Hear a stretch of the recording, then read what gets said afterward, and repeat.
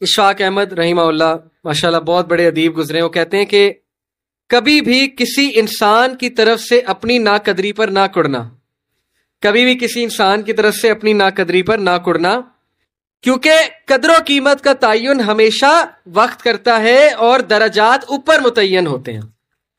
یہ بات یاد رکھیں، درجات اوپر متعین ہوتے ہیں۔ اگر انسانی رویوں میں الجھو گے تو زندگی بھر الجھ کر رہ جاؤ گے۔ بس عیب اور غیب کے جاننے والے کے ساتھ اپنے معاملات سلجھائے رکھو، ساری الجھنے اور مسائل دور ہو جائیں گے۔ کیا بات ہے جی، لوگوں کے رویوں میں مت الجھیں، اللہ پہ توکل رکھیں، اس کے ساتھ معاملات سلجھائیں، یقین کریں اس کے ساتھ معاملات سلجھائیں۔ ایک شخص امام غزالی کے پاس آیا، اس نے کہا جی مجھے یہ مسئلہ ہے۔ انہوں نے کہا استغفار کر۔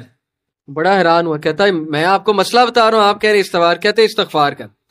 ایک اور مسئلہ لے کر آیا، کہتے استغفار کر۔ ایک اور شخص نے کوئی مسئلہ پریزنٹ کیا محفل میں، کہتے استغفار کر۔ تو بعد میں ایک ان کے دوست سے پوچھا کہ ہر بندے کو استغفار، اس کا مسئلہ اور ہے، اس کا مسئلہ اور ہے، اس کا مسئلہ اور ہے، تو کہتے تم نے سورہ نوح نہیں پڑھی؟ حضرت نوح کیا کہتے ہیں اپنی قوم کو کہ استغفار کرو، اللہ اولاد دے گا، اللہ جو ہے وہ مال دے گا، اللہ تعالیٰ رزق دے گا، اللہ تعالیٰ کھیت دے گا، باغات دے گا، بارش برسائے گا، ہر مسئلے کا حل تو استغفار ہے۔ تو میں نے سب کو استغفار کہا، تو اس لیے استغفار، اللہ کے ساتھ معاملہ۔ لوگ دکھ دیں گے آپ کو، ہمارے نبی سے زیادہ دکھ کس کو دیا لوگوں نے؟ جب نبی کو لوگ دکھ دے سکتے ہیں تو ہم کون ہیں؟ جب بہترین انسان کو، سچے ترین انسان کو دکھ دیا جا سکتا ہے تو ہماری کیا اوقات ہے؟ ہمیں بھی لوگ دکھ دیں گے، اپنے بھی دکھ دیں گے، کولیگ سے بھی ہو سکتا ہے دکھ ہو، بہت سے لوگ دکھ دیں گے، لیکن دکھ جو ہے یہ نبیوں کی میراث ہے، یاد رکھیں۔ اگر دکھ اور غم پوری بات ہوتی تو نبیوں کو کبھی نہ ہوتا، یہ بات یاد رکھیں۔ ہر نبی غم سے گزرا، ہر نبی غم سے گزرا، ہر نبی مشکل سے گزرا، اس سے گھبرانا نہیں آپ نے۔ یہ اللہ درجات بلند کرتا ہے آپ کے، ہم سے بڑے گناہ ہوتے ہیں، پھر اللہ تعالیٰ جو ہے وہ ان کا کفارہ یہیں پہ دلوا دیتا ہے مختلف طریقوں سے۔ مشکلات آتی ہیں، ٹیسٹ اور ٹرائلز آتے ہیں، بڑا کچھ آتا ہے، لیکن قیامت والے دن وہ شخص کلین سلیٹ کی طرح آتا ہے۔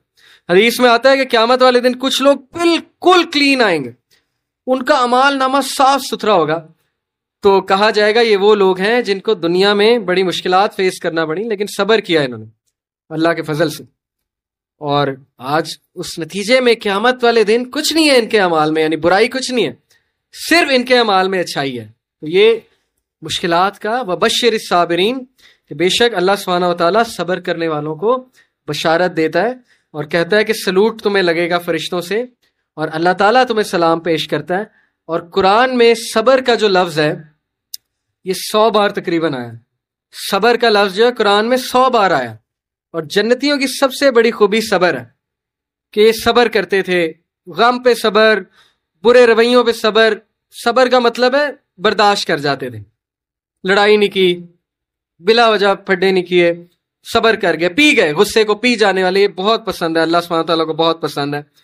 اور آخری جو چیز میں آپ کو دینا چاہتا ہوں، یہ حدیث جب آپ کو کوئی مسئلہ ہے نا، اس کو انشاءاللہ اپنے سامنے رکھنا ہے۔ بائی دا وے یہ ریکارڈ بھی ہو رہی ہے۔ عمر بن العاص ایک بہت ہی جید صحابی گزرے ہیں، مصر کے گورنر ہیں، حضرت عمر کے دور میں مصر کے گورنر تھے۔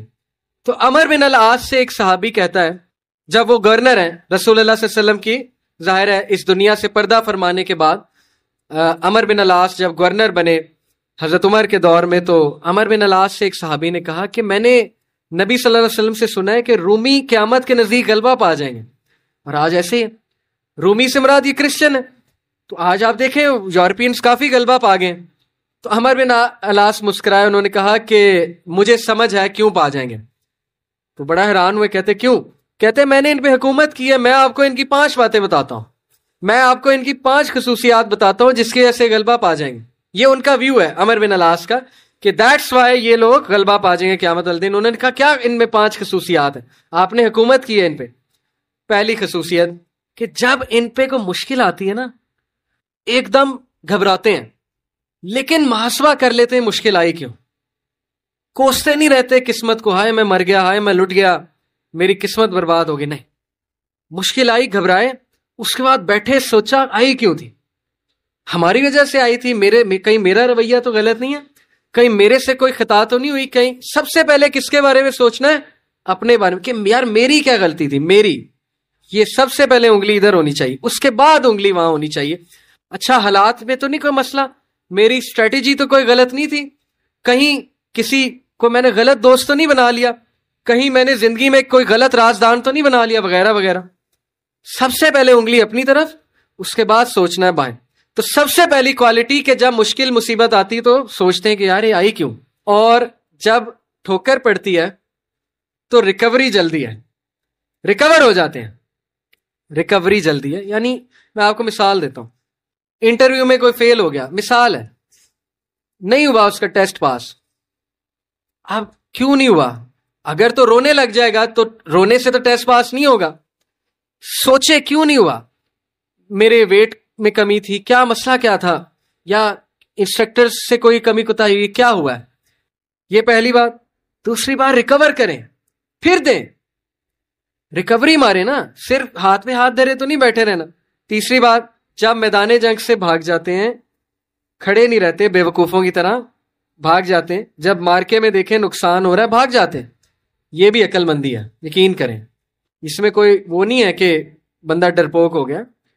جب نظر آ رہا ہے کہ ویپنز کی زیادہ ضرورت ہے یہ وہ، تو صلاح الدین ایوبی نے بھی یہی کیا تھا، پتہ ہے آپ کو. صلاح الدین ایوبی لڑنے چلے گئے تو کرسچن کنگ آیا، اس نے کہا جی کہ ابھی پلٹ جاؤ نہیں تو سب مارے جائیں گے.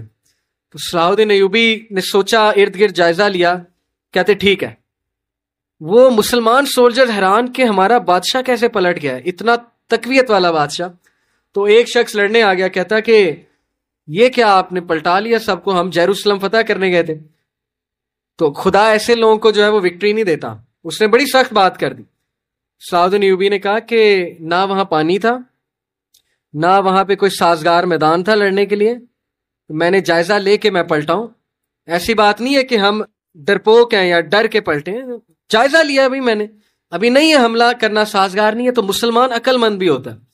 تو یہی بات عمر بن العاص نے کی کہ یہ بھاگ جاتے ہیں لیکن دوبارہ اٹیک کرتے ہیں. یہ نہیں کہ بس بھاگ گئے، لڑنے دوبارہ آئیں گے، ہمت نہیں ہاریں گے. یہ انہوں نے اس ٹائم کے جو رومی تھے ان کی ایک خصوصیت بیان کی. آخری دو، دیر ویلفیئر ورک. کہا کہ یہ لوگ خیر کے بڑے کام کرتے ہیں، ویلفیئر بہت، چیریٹی بہت دیتے ہیں، چیریٹی صدقہ خیرات کے بڑے کام کرتے ہیں. یہ ان کی کوالٹی بیان. دیکھیں جس قوم میں جو کوالٹیاں بیان کرنی چاہیے، وہ بھی اللہ کے بندے ہیں. اسلام نہیں پہنچا ان تک الگ بات ہے، لیکن اللہ کے بندے. تو دیر ویلفیئر ورک. لاسٹ، یہ بڑی خوبصورت بات ہے کہ نا انصافی زیادہ دیر برداشت نہیں کرتے ہیں. آج بھی میں آپ کو بتا رہا ہوں، روڈوں پہ نکل آتے ہیں. ابھی امریکہ میں ایک پولیس آفیسر نے، شاید آپ نے فالو کیا ہو، ایک کالے کو مار دیا، وہ جو بلیک تھا نیگرو، تو سارے نکل آئے بلیک لائیوز میٹر. وہ نہیں رکتے، اور وقتہ ڈال دیا گورنمنٹ کو، وقتہ ڈال دیا پولیس ڈپارٹمنٹ کو، تو نکلتے ہیں. تو اس لیے یہ قوم اس لیے غالب ہو جائے گی ان 5 کوالٹیز کی وجہ سے. نمبر 1 کہ جب مصیبت آتی تو محاسبہ کر لیتے ہیں، یار آئی کیوں، بیٹھے نہیں رہتے. نمبر 2 ریکور جلدی کرتے ہیں، ریکوری مارتے ہیں. نمبر 3 بھاگتے ہیں تو اٹیک دوبارہ کرتے ہیں، یہ نہیں کہ بس بھاگ گئے، دوبارہ آتے ہیں لڑنے کے لیے. نمبر 4 ویلفیئر ورک بہت ہے، تمیزدار.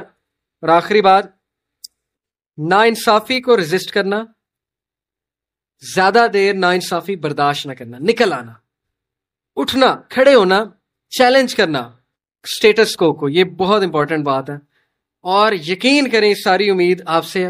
نوجوان طبقہ، جب تک نوجوان ہمارے 62% انشاءاللہ ہے اللہ کے فضل سے، اللہ کی طرف سے، تو سوال ہی نہیں پیدا ہوتا نا امیدی کا، سوال ہی نہیں پیدا ہوتا کہ پاکستان میں تبدیلی نہ آئے. اس لیے میں بڑی امید کے ساتھ جا رہا ہوں آج انشاءاللہ. اور میں آپ سب سے درخواست کو بھی ہوں کہ یہ ساری باتیں اپلائی کریں. اور میں اللہ سے دعا کرتا ہوں اللہ آپ کو ترقیاں دے، استقامت دے، ماں باپ کو صحت تندرستی دے، آپ کو ان کی آنکھوں کی ٹھنڈک بنائے، اور آپ ہمارا فخر بنے انشاءاللہ تعالی.